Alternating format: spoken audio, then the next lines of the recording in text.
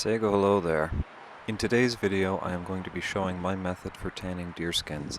As usual, the first step is to take stock of your materials. These ones have been dragged out of the bush by the res dogs, and as such they're full of holes, so I'm going to cut off the sections that are too ragged for tanning. Traditionally you'd stretch the skin out on a wooden frame. This keeps the skin flat and holds it in place for you. I am not a fan of this technique as it takes a long time to lace up. It also requires frequent readjusting as the skin and the strings stretch out. It works just fine, I just find it a heck of a lot of hassle. What I do instead is take a sheet of plywood and nail the skin down to it. It's a heck of a lot quicker to set up and it's a lot easier to adjust. Now that I've got it tacked down, I'm going to clean up the remaining flesh and fascia from the inside. I'm using an antler spike for this. An antler spike is good because it can slip between the fascia and the skin without puncturing the skin. You can be really aggressive with the antler without fear of putting holes in the skin because the antler simply isn't sharp enough. Once the fascia has been torn into strips by the antler, you can just rip them off by hand. Now I'm using a copper axe to scrape off the remaining bits of fascia and meat. The best tool I've found for this is a hunting knife with a really sharply curved blade.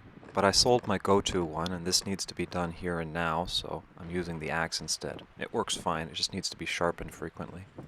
You need to get all the remaining scraps of meat off of the skin so that you can preserve it. The skin will not rot quickly, the meat will. You need to get all of the meat off on the first day of working. It's best to clean the skin one section at a time. Go in with the pick, tear the fascia into shreds, pull the rest of the meat off by hand, and then clean it up with the blade. You don't have to get all of the fascia off during this stage, just the meat and the fat. Now that I've finished for the day, I'm going to put the skins in a tub of water to soak. Now I'm adding a scoop of ash to the tub. The ash combines with the water to make a weak lye.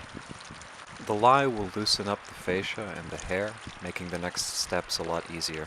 It's important not to make your lye too strong or you'll burn holes in the skin. At this stage the hairs are still full of air, so the skins won't sink even if I put stones on them. Now I'm just going to give it a good old stir to make sure there's no pockets of extra strong lye. Make sure to cover it overnight so the raccoons don't get it.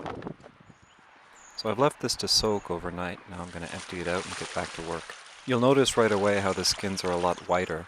Before working them, you're going to want to rinse them off thoroughly. The lye isn't strong enough to burn your skin, but it can make your hands uncomfortably dry. Now on this second day of working, I'm going to get the rest of the fascia off. The lye has made it soft and it just sort of scrapes off as a goop. It'll gum up the blade, so you need to scrape it off frequently. Just go over the whole skin until you've got it all. The antler spike is still useful for any tenacious sections. This is a really good task for curing squeamishness.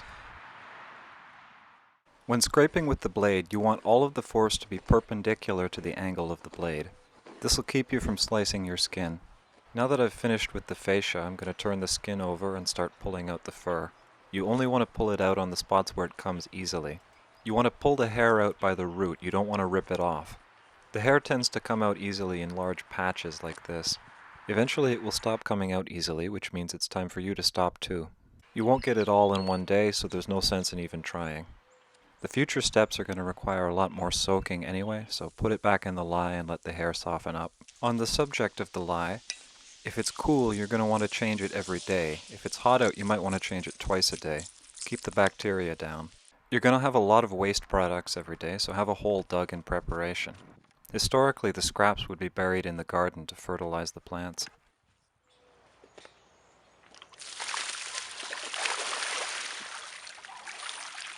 So every day I go out and I change the lye, rinse the skins off, and then I pull out all the loose fur that I can on each of the skins. A lot of recipes that I've seen will have you do the dehairing in one go after an extended soaking. I find it a lot easier to do it in short 20-minute sessions than in one 2-hour session. Considering I got to change the lye anyway, I may as well do it as it loosens up rather than wait and do it all at once. After 3 or 4 days or maybe a week of this, you'll have a skin that's mostly dehaired. Sometimes the last little bits of hair won't loosen up no matter how much you soak them, so I'm just going to use a draw knife to scrape them off. To hold the skin in place, I've got it nailed down to a smooth, debarked log. As before, you want to avoid any parallel motion with the blade. Once you've finished scraping off the hair, you might notice a couple of spots where the epidermis is peeled away with it. This means the skin is ready for the next step. If it doesn't peel away like this, you're going to want to soak it for another day or two. So now I'm going to go over it with the draw knife and scrape off all of the epidermis. It should peel away easily in large strips. I was always confused as to why you remove the epidermis. It's the toughest part of the leather and also the most water and wind resistant. The reason you remove it is that it makes the next stage of the tanning process a lot easier. It can be hard to see the little spots of epidermis that you've missed, so I just let it dry out in the sun and it makes them more visible. If you only missed a few bits, you can just go over with the pocket knife and scrape them off. If you need to take an extended break, you can just hang the skins to dry in the sun. They'll keep indefinitely. To make them usable again, you just put them in the tub, soak them for a couple of days. A couple of stones on top so that it doesn't float away. And you just let it sit until it's nice and soft again. If the flexibility refuses to come back, you can just stretch it over the top of a shovel or the back of a chair. I bring all this up because the next step requires a good period of hot and sunny weather. As the conditions are now appropriate, I'm going to start making the tanning solution. Ideally, you would use the animal's brain plus a little bit of water. As I don't have the animal's brain, I'm going to show you how to do without it. First, you're going to want to separate the yolks out of 2 or 3 eggs.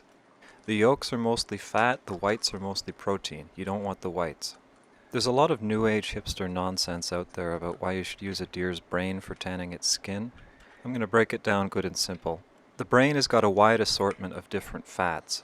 It also contains emulsifiers that help the brain combine with water. It's also a very convenient size. That's all there is to it. Once I've got the yolks separated, I'm going to add a great big glob of lard. You can use any old animal fat. Tallow will work fine, you just have to melt it first. Butter works very well, but you have to make sure it's unsalted butter. It's also a little bit on the expensive side. I've found that adding a dash of olive oil improves the mixture, but I could just be deceiving myself. Finally, I'm going to add a cup of water.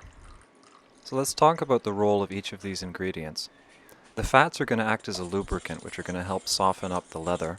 The water thins out the fat and adds more volume, which is going to help it soak into the leather, and the egg yolks contain emulsifiers which allow the fat and the water to combine. Finally, you're going to want to stir it up on the stove until everything is nice and smooth and it turns sort of a yellowish gray. Now I've got the hide in a smaller bin. I'm just going to apply the solution lightly over the surface, and then I'm going to massage it into the tissue. After which I turn it over and do the same to the other side. Then I'm going to put a pool of solution in the middle and then fold all the corners in. Then I pour another pool on top and then fold it in half. Then I repeat the process until I can't fold it anymore. Then I pour what's left on top and then put a stone to hold everything in place. After which you're going to want to put it in a cool, dark place and leave it for 2 nights. So here after 1 night, you can see that some of the fat has congealed out of the liquid. This means I didn't add enough egg yolks. It might not be an issue, but I'm not going to take any chances. So I'm just going to wring all the tanning solution out of the skin and back into the pot. Then recombine it on the stove, and then reapply it.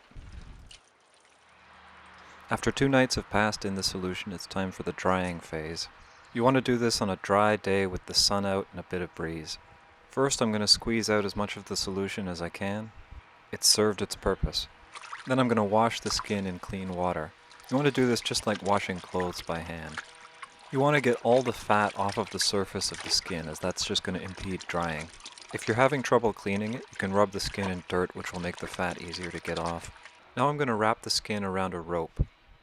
This rope has got a loop on one end and a peg on the other so that it can loop around and stay together. I'm doing this so that I can wring the water out of the skin. The skins are too slippery to tie into a loop without the rope. Now I'm putting a stick through the loop of skin to hold it in place while I wring it. Now I'm adding another stick. This will be my handlebar. Now I'm just going to twist it as tight as it'll go.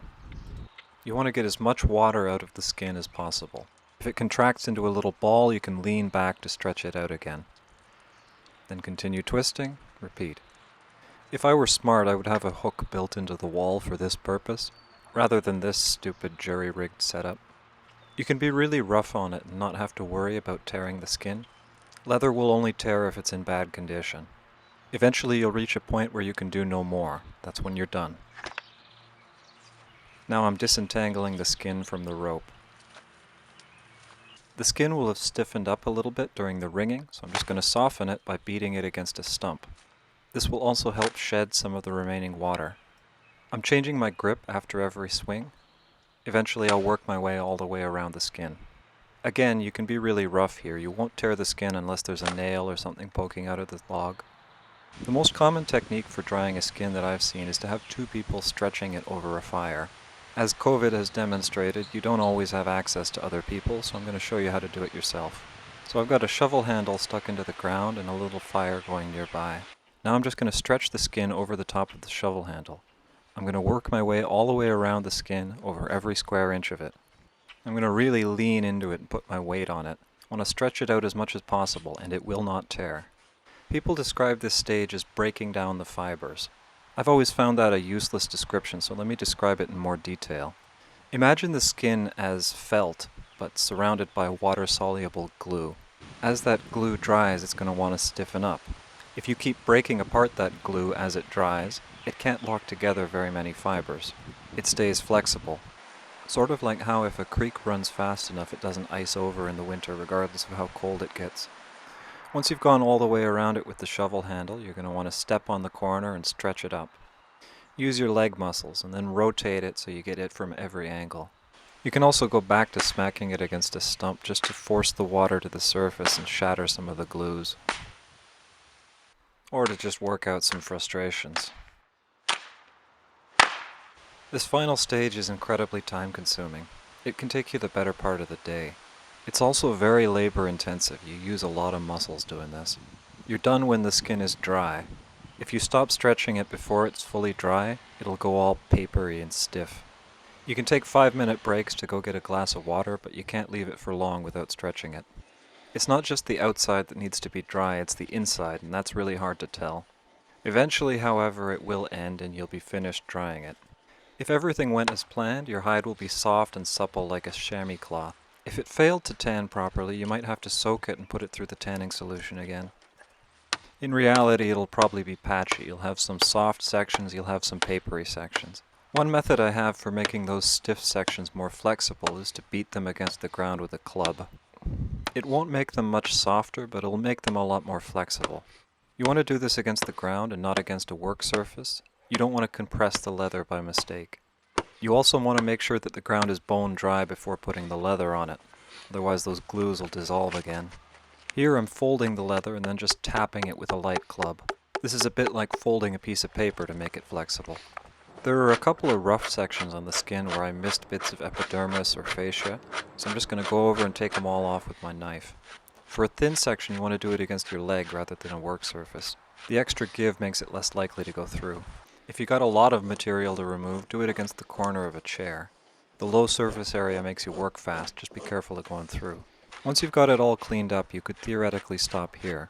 Historically, dress clothes were often left in this stage. The issue being that leather left like this is vulnerable to water and bugs. If it gets wet, it'll go back to rawhide, and if you leave it in a closet, moths will eat it.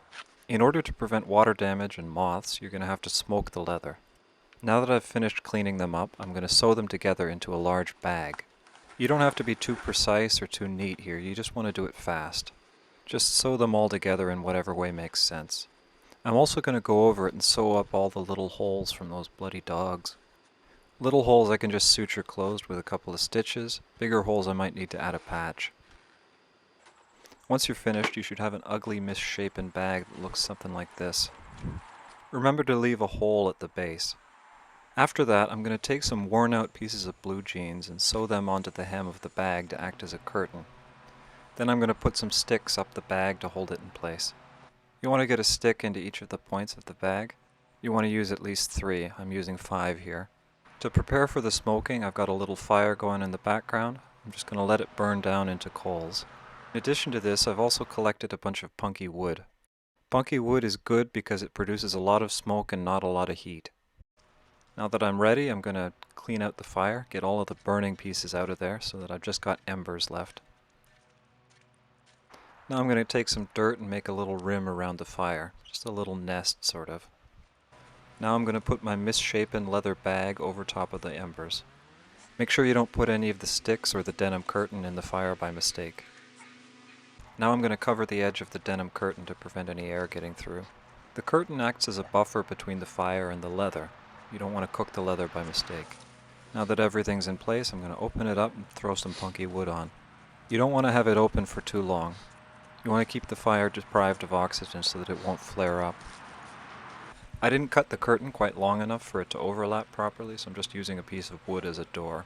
Then I'm just going to crumble some dirt to seal up all the gaps. 20 seconds later and it's all smoking away happily. Ideally the smoke should be coming out of the seams in the leather. If it's coming out through the curtain or the ground, you're going to want to plug it up with some more dirt. You need to keep a close eye on it in case anything goes wrong. You don't want to scorch your leather. Here's a warning sign. The blue jeans have started to turn brown. They're a little bit too close to the embers, so I'm just going to pull them out and then put a bit of dirt on top to keep them cool. Now I'm opening up the door to have a look inside and make sure that that wasn't indicative of some larger problem. It all looks fine, so I'll throw another piece of wood on, close it back up. You can check on the progress of the leather by peeling apart the seams slightly and checking the color. Uh-oh, disaster. I got distracted and part of my leather is scorched. Denim is smoldering, so I'm just going to lick my thumb and put it out. There's a little bit of damage, but nothing too bad. I ruined about a square inch. In any case, now is as good a time as any to flip the leather and tan the other side. I can also check the color to see how it went. It's turned from sort of a grayish white to a lovely light beige color here. I could have left it on a little bit longer, but that's pretty good. So now that I got it turned inside out, back onto the fire it goes. Looks like some sort of weird mushroom. Now that the curtain has charred once, I gotta be extra careful. It's a lot easier for it to go up now. I'm gonna want to smoke each side twice. Once to get the initial coat in, and then a second time to fill in all the spots that were hidden by folds or by the sticks. When I'm pretty sure everything is done, I'll take it all off and I'll rip it apart. This is the exciting stage where you get to finally see how you really did. First, let's look at that scorched section in a bit more detail. I'm going to have to cut the worst of this off. So let's have a look at each of the pieces. I think they turned out pretty darn good. So, there you have it. My method of tanning hides. Thank you for watching, and I hope you found this interesting. Bye-bye.